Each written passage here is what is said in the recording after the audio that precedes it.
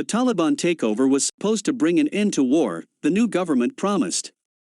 But a growing insurgency is upending security and raising alarms for the international community.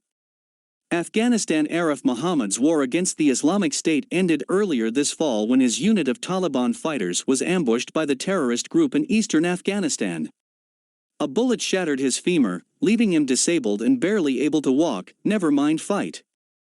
But for the Taliban movement he served under, now the government of Afghanistan, the war against the Islamic State was just beginning. If we knew where they were from, we would pursue them and destroy them, Mr. Mohammed, 19, said from his hospital bed in Jalalabad, the capital of Afghanistan's eastern Nangarhar province where the Islamic State has maintained a presence since 2015.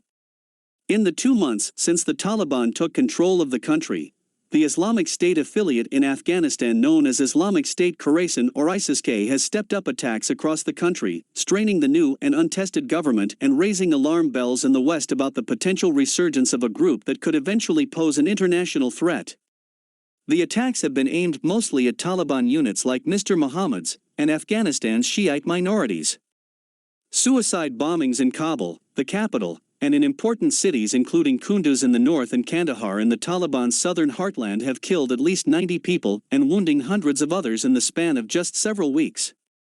And on Tuesday, Islamic State fighters carried out a coordinatory attack with gunmen and at least one suicide bomber on an important military hospital in the capital, killing at least 25 people.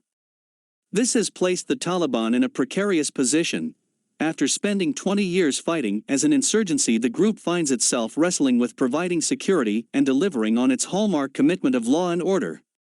This has proved especially challenging for the Taliban as they try to defend themselves and civilians in crowded cities against almost daily attacks with an army that was trained for rural guerrilla warfare.